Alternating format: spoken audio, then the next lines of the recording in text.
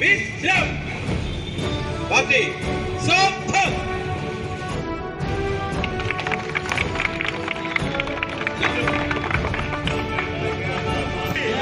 భారత్ మాతా key Vande Mataram Vande Mataram Vande Mataram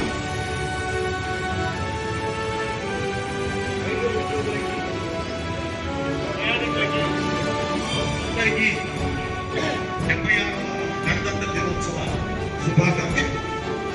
1950 జనవరి 26 మనము రాజ్యాంగాన్ని అమలులోకి తెచ్చుకున్నాం.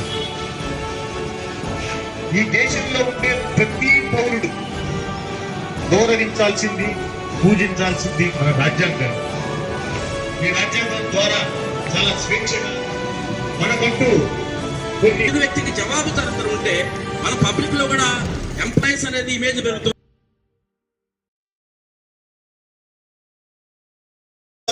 స్థూల ఆదాయంలో 14,991 కోట్ల ఆదాయాన్ని మన సౌత్ సెంట్రల్ రైల్వే సాధించింది. చల్లపల్లిలో నూతన కోచింగ్ టెర్మినల్ గౌరవ ప్రధానమంత్రి వర్చువల్ గా ప్రారంభించారు.